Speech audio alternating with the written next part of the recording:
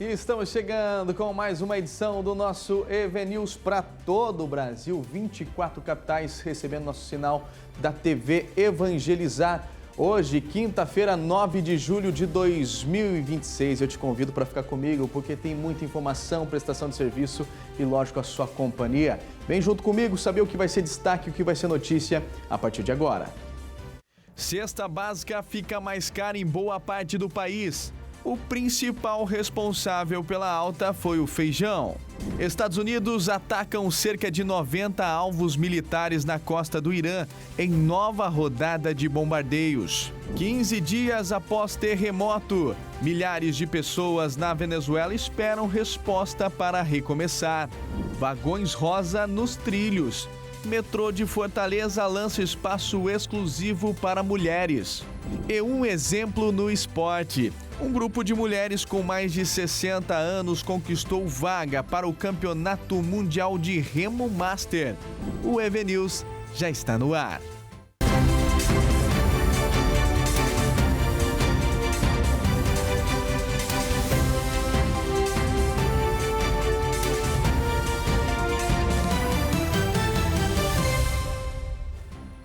Nós começamos essa edição de quinta-feira falando que a cesta básica voltou a subir em grande parte do país. Em junho, o custo aumentou em 17 capitais brasileiras. Olha só. Levantamento do Diese mostra que a maior alta foi registrada em Boa Vista, com 3,28%, seguida por Palmas, com 3,01%, Rio Branco, com 2,20% e Porto Alegre, com 2,18%.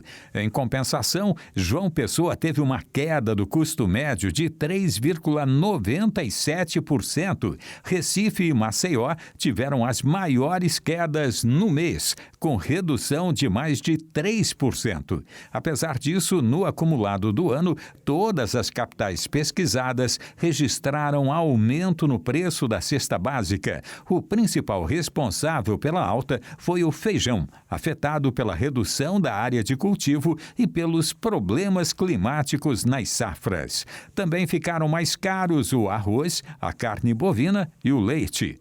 São Paulo segue com a cesta básica mais cara do país, custando, em média, R$ 965,47. Com esse valor como referência, o Diese estima que o salário mínimo necessário para cobrir as despesas de uma família brasileira deveria ser de R$ 8.110,92, 5 vezes o piso nacional atual. E vai demorar para chegar nesses 8 mil, não é mesmo?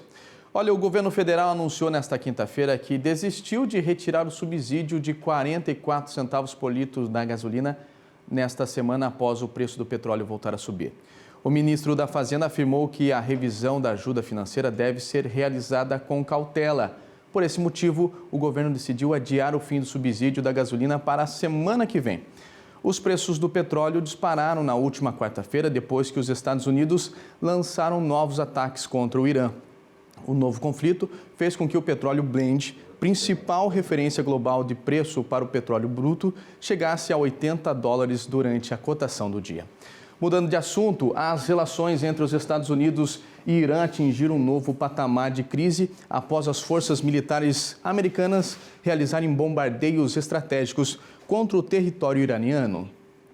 As ações confirmadas pelo Comando Central das Forças Armadas Americanas foram justificadas como uma retaliação direta a supostos ataques do Irã contra navios comerciais que navegavam pelo Estreito de Hormuz. Os bombardeios coordenados pela Força Aérea dos Estados Unidos atacaram cerca de 90 alvos militares iranianos. Entre as estruturas destruídas ou danificadas estão sistemas de defesa aérea, ativos de vigilância costeira, locais de armazenamento de mísseis e drones, capacidades navais e infraestrutura de logística militar. De acordo com informações, o objetivo da operação, ordenada pelo presidente americano Donald Trump, foi reduzir a capacidade bélica do país persa de ameaçar a livre navegação comercial. Os episódios marcaram o colapso definitivo do acordo de paz que havia sido anunciado em junho. Olha, e mesmo diante das tensões no comércio internacional e das novas tarifas anunciadas pelos Estados Unidos para produtos brasileiros, o Fundo Monetário Internacional voltou a elevar a previsão de crescimento da economia no país neste ano. A atualização do relatório Perspectiva Econômica Global, feita pelo FMI, aponta um aumento de 19,9% para 2,4% de crescimento do Produto Interno Bruto em 2026. É a segunda revisão positiva do PIB feita pela Organização Internacional neste ano. Em abril, a estimativa havia sido elevada e impulsionada pela expectativa de ganhos para o Brasil como exportador de petróleo em meio aos conflitos no Oriente Médio. E 2 semanas após o terremoto que atingiu a parte da Venezuela, milhares de famílias ainda vivem a incerteza sobre o futuro. Muitas aguardam a avaliação de engenheiros para saber se poderão voltar para casa ou terão de recomeçar a vida em outro lugar. Após o terremoto, a incerteza. Esta venezuelana sobreviveu ao duplo terremoto de 24 de junho, mas ainda não consegue dormir em casa. Ela aguarda a chegada de uma equipe de especialistas para inspecionar a propriedade. Espero que haja uma resposta rápida para toda essa situação, não apenas para minha casa. Muitas casas foram afetadas. Que eles resolvam o problema para que não tenhamos que esperar tanto tempo por uma resposta concreta sobre o trabalho que está sendo feito aqui. Desde o terremoto, ela e 5 de seus parentes vêm dormindo em barracas no quintal, por medo. Ainda assim, ela mantém a esperança de que sua casa possa ser recuperada. Há pessoas chorando muito porque, naturalmente, é uma perda total. Passar tantos anos construindo o lar para vê-lo desaparecer em 39 segundos. É terrível, mas mesmo assim continuamos firmes, sem medo, e vamos até o fim com isso. A avaliação não é boa. Nas 2 colunas que conseguimos inspecionar, há problemas estruturais ou fraturas. Elas apresentam danos graves, portanto, a classificação é vermelha. Quando marcamos uma casa com G, significa que ela é habitável e não apresenta problemas estruturais. Quando marcamos um Y, significa que a casa é habitável, mas possui certas características que podem representar risco para os ocupantes, exigindo cautela. E o O significa que a casa é inabitável e representa perigo para quem permanecer nela. Os 2 terremotos de 24 de junho causaram o desabamento de 190 edificações e deixaram outras 856 danificadas. Além disso, uma avaliação da NASA estima que até 58 mil residências podem ter sido afetadas. Há várias casas totalmente desabadas e outras que já apresentavam corrosão pré-existente. Como estamos no litoral, nem sempre são adotadas as medidas de proteção adequadas para as armaduras de aço. Assim, a corrosão se instala e enfraquece a estrutura.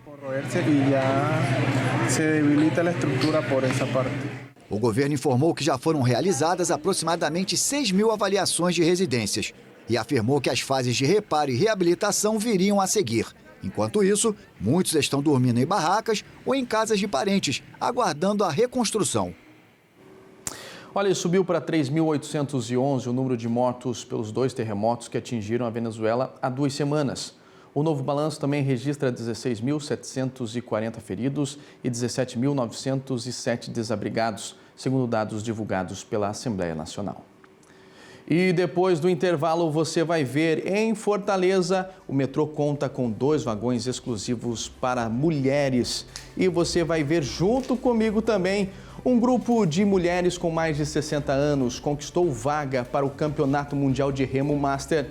É já no nosso EV News.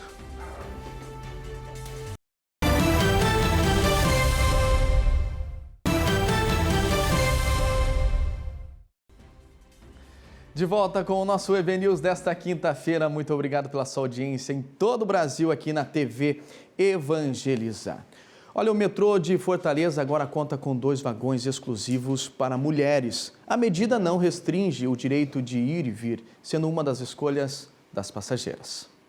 A Juliette conhece bem a movimentação dos trens e aprovou a novidade logo nos primeiros dias de funcionamento. Para ela, a iniciativa representa mais conforto e, principalmente, mais segurança para quem depende do transporte público diariamente. é essencial, precisava mesmo, a gente se sente muito coagida. Mesmo depois das placas, avisando lá fora, a gente avisando, tinha homens pela manhã que não quiseram sair, ficaram resistentes dentro do vagão feminino. Cada composição da linha Sul conta com 2 vagões identificados exclusivamente para mulheres. A sinalização está presente nas plataformas e nos próprios trens, enquanto equipes do Metrofor orientam os passageiros durante a adaptação à nova medida. O objetivo é criar um ambiente mais seguro para as passageiras e reduzir casos de importunação sexual dentro do sistema. Primeira vez que a gente está implementando essa política de vagões femininos, né, de carros exclusivos para mulheres. E é um único vagão, como é? Não, o nosso trem é formado por 6 carros, ou seja, 6 vagões.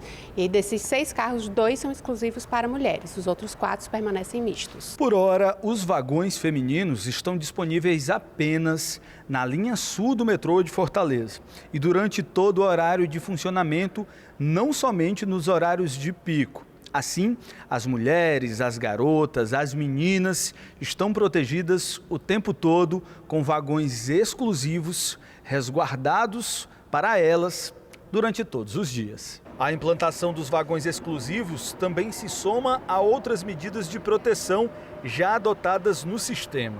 Uma delas é o aplicativo Supernina, que permite denunciar casos de importunação sexual de forma rápida e discreta, facilitando o acionamento das equipes de segurança e reforçando o enfrentamento a esse tipo de crime. Essa primeira fase é de educação mesmo, é uma campanha educativa. Nós temos vigilantes dentro dos trens e nas plataformas que orientam, né, e explicam para aquele homem que aquele vagão é exclusivo das mulheres. Num segundo momento, a gente vai começar com a fiscalização de fato, né, para pedir a retirada, né, explicar para aquele senhor que ele não pode estar ali e, de fato, fazer a fiscalização mais rigorosa a respeito disso. O projeto tem que ser replicado não só no metrô, mas também nos ônibus de todas as cidades do país. Hora do nosso giro de notícias e quem tem mais informações diretamente da nossa redação é Marília Cheche. Olá, Marília! Olá, Lucas! A produção de veículos no Brasil cresceu 8,8% no primeiro semestre deste ano, na comparação com o mesmo período do ano passado. Segundo a Anfávia, este é o melhor resultado para os 6 primeiros meses do ano desde 2019, considerando automóveis, comerciais leves, caminhões e ônibus. As vendas de carro e picapes avançaram 23,7%, com mais de 208 mil unidades comercializadas a mais que o ano anterior, compensando a queda na produção de caminhões e ônibus.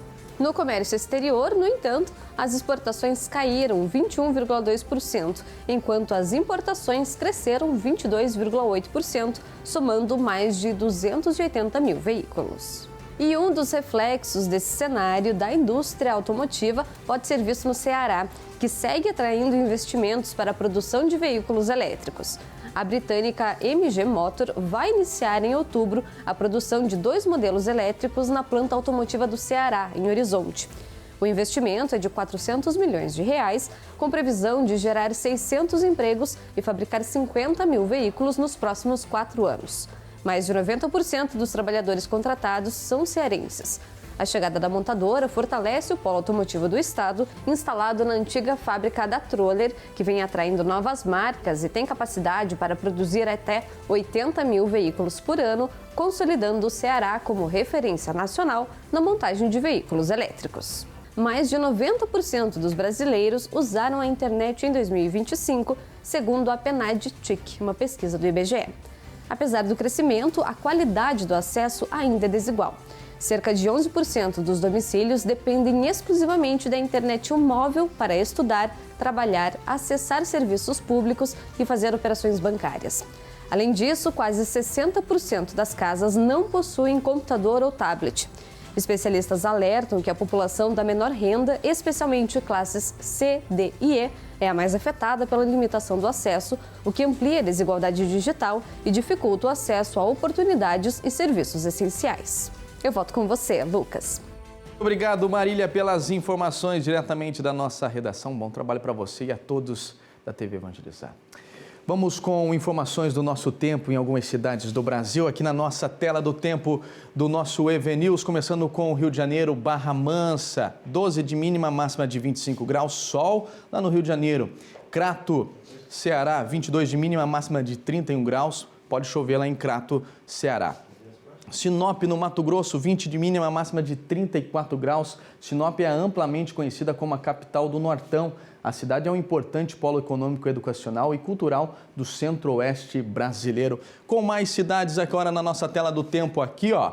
Vamos para São Carlos, São Paulo, mínima de 11, máxima de 25 graus. Sol lá em São Carlos. Lapa, no Paraná, 7 de mínima, máxima de 20 graus. Sol na Lapa. Marabá, no Pará, 22 de mínima, máxima de 36 graus. Sol lá em Marabá, no Pará. E lá na Europa, o mês de junho foi o mais quente da história no continente. A Europa Ocidental viveu neste ano o mês de junho mais quente de sua história. O Observatório Climático da União Europeia, o Copérnicus, revelou nesta quinta-feira, em seu relatório mensal, que a temperatura média na Europa Ocidental alcançou 20,74 graus Celsius em junho, mais de 3 graus acima da média do período de 1991 a 2020. Com isso, superou o recorde anterior para a região, estabelecido em junho de 2025. Nos últimos dias, vários países já haviam anunciado recordes. A Espanha registrou o primeiro semestre mais quente de sua história e a França teve seu mês de junho mais quente já registrado. O velho continente enfrenta episódios de calor extremo cada vez mais frequentes e intensos. Nesta semana, passa por uma terceira onda de calor, depois daquela que quebrou todos os recordes em junho e da onda incomum, registrada precocemente em maio. Também nesta quinta-feira, um relatório da ONG Global Witness estimou que quase 2/3 dos habitantes da União Europeia respiraram níveis perigosos de ozônio durante a onda de calor registrada entre 21 e 28 de junho. São 300 milhões de europeus, incluindo 100 milhões de crianças e pessoas idosas, segundo esse relatório, elaborado a partir de dados de 162 estações de medição da qualidade do ar em toda a União Europeia e obtido com exclusividade pela AFP. Segundo o consenso científico, a mudança climática provocada pela atividade humana torna mais intensos os fenômenos meteorológicos extremos. E tá quente lá na Europa, hein? Centenas de refugiados viveram a emoção de receber o diploma de influência na língua portuguesa. Eles fazem parte do programa Lampedusa, que é reconhecido pela Organização das Nações Unidas. O sotaque muitas vezes entrega a origem, mas o sorriso no rosto traduz um sentimento, o de dever cumprido. Nesta semana, 300 migrantes e refugiados de mais de 20 países diferentes receberam o diploma de língua portuguesa. Na primeira barreira que nós temos aqui, quando chegamos ao Brasil, é a língua. Para nós, é um triunfo, uma vitória, porque nos vai ajudar a desenvolver melhor nossa língua. Uma jornada que dura um ano inteiro de estudos. A maioria dos formandos desta turma vem da Venezuela, de Cuba e da Rússia. Para eles, aprender a chamada língua de acolhida é o passaporte para a independência. A gente tem aqui um português como língua de acolhimento. Então, o nosso foco, primeiramente, mais do que a gramática, mais do que ensinar verbos, substantivos e tudo mais, é dar uma ferramenta para ele conseguir se virar no dia a dia. O programa Lampedusa já existe há 15 anos aqui na PUC-Paraná e forma cerca de 900 estudantes por ano. E para participar das próximas turmas, basta acessar os canais de comunicação do projeto e também da instituição. Nós temos inscrições semestrais, sempre no mês de março e no mês de julho. Pode entrar em contato com a Diretoria de Identidade aqui da PUC-Paraná. Nós temos um processo de inscrição todo online, né? Disponibilizamos link de inscrição para todas as pessoas que se interessem. É um curso totalmente gratuito. A iniciativa tem a chancela da ONU e o apoio de órgãos como a OIM, a Agência da ONU para Migrações, uma rede de apoio fundamental em um estado que acolhe muita gente. Um dos pilares da atuação da ONU Migração é a integração socioeconômica. E a gente sabe o quanto o idioma, no caso português, ele tem um papel fundamental nessa integração. Então, nós somos parceiros desse programa do Lampedusa e nós ficamos felizes de acompanhar nos últimos anos o quanto o programa tem crescido.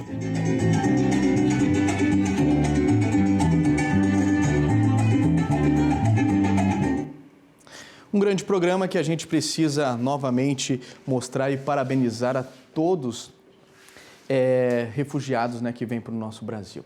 Olha, a piscicultura se tornou a principal fonte de renda no Espírito Santo. Vamos assistir? O dia do Anderson começa cedo. Antes mesmo do sol esquentar, ele já está nos tanques. Confere a água, alimenta os peixes, olha se está tudo certo. Aqui é o trabalho manual, né? Todo dia, horários, trato, tudo correto, quantidade de ração, né? Tudo sou eu que faço. Traz e faz nos horários certinho para manter uma qualidade do trato correto, né? Desde pequeno, viu o pai cuidar dos peixes na propriedade que fica em Domingos Martins, região das montanhas do estado. Há 3 anos decidiu assumir de vez o negócio da família. A piscicultura virou renda. A piscicultura requer carinho, né? Você tem que gostar dela para fazer direito, né? O clima te atrapalha, frio, principalmente agora nessas épocas geladas aqui a gente sofre bastante, o peixe não desenvolve o que tinha que desenvolver, mas é prazeroso, você tem que gostar e fazer com carinho. O peixe fica em média 7 meses nos tanques. É tempo de recria e de engorda. Depois disso, segue para o abate para serem vendidos. É aí que entra a parceria com a Cooperativa de Empreendedores Rurais de Domingos Martins, a Copran. O cooperado produz bem, produção de qualidade, mas tinha dificuldade na venda, na comercialização, né? Então hoje a cooperativa entrou para fazer essa parte de comercialização. Anderson é um dos mais de 500 agricultores familiares que fazem parte da Copran. Aí é uma parceria forte, né? Grande, você já tem um compromisso com o abate lá já, né? Que já tem uma venda futura praticamente garantida. Prática da ração eles também te entregam, cooperam com a gente, né? Então você fica mais protegido, né? A Copran fica encarregada de levar os peixes até a unidade de beneficiamento da cooperativa. É aqui que eles passam pelas primeiras etapas de industrialização. Hoje, parte da produção já segue para a merenda escolar de todos os municípios do estado e também para algumas cidades em São Paulo. O restante é vendido, mas a cooperativa quer ir além. Para isso, precisou crescer e modernizar a estrutura.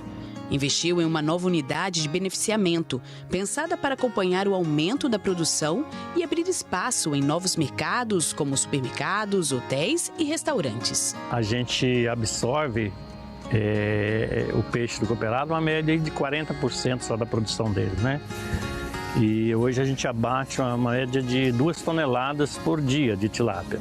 Então a gente quer chegar com essa nova unidade até 20 toneladas por dia. Segundo o Incapera, o Espírito Santo produziu cerca de 22 mil toneladas de peixe em 2025.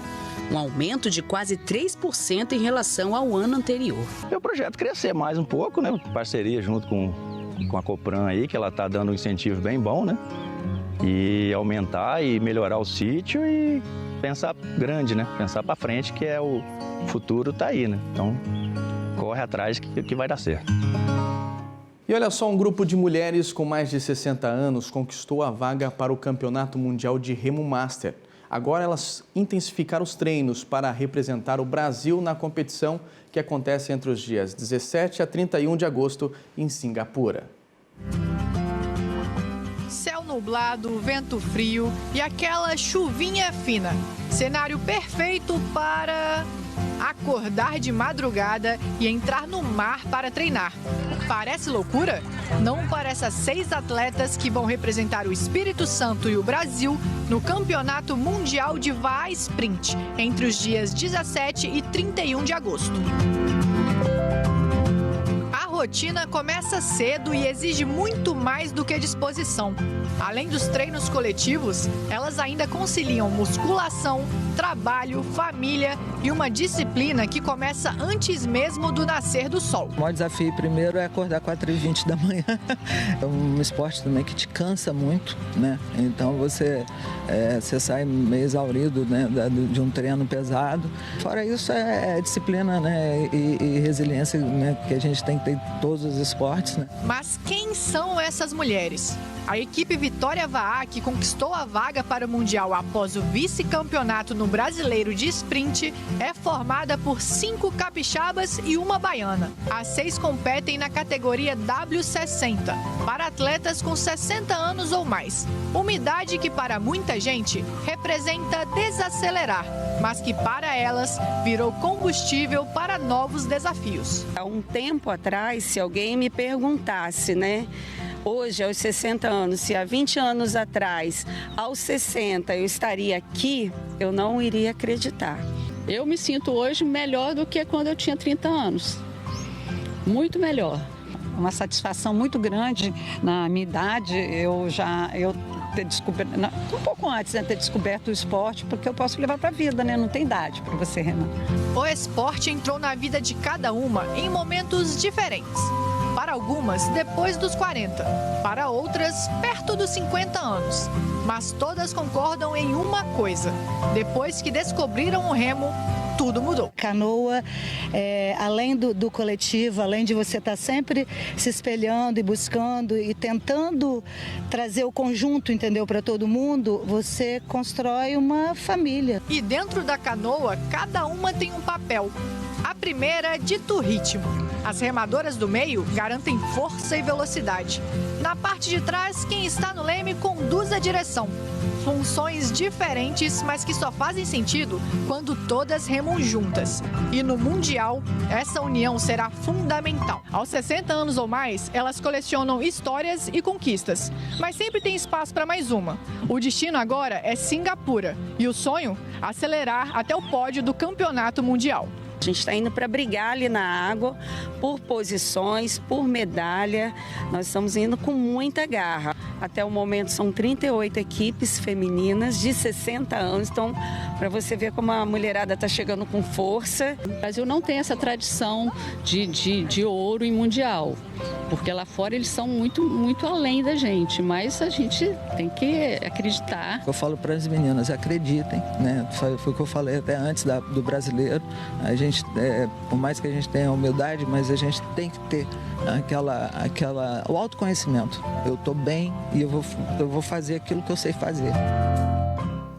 Parabéns a essas mulheres, a gente já está aqui na torcida para que elas voltem representando muito bem o nosso Brasil. E para fechar essa edição de hoje, ficamos com esses registros que começam a se repetir pelas ruas e praças da capital paranaense. A florada das cerejeiras, as famosas sakuras da tradição japonesa, transformando a paisagem fria do inverno como um corredor de tons rosados. Trazidas pelos imigrantes japoneses, as flores duram poucas semanas, mas oferecem um espetáculo inesquecível de contemplação. Fique agora com a programação da TV Evangelizar. Um beijo no coração de todos e até mais.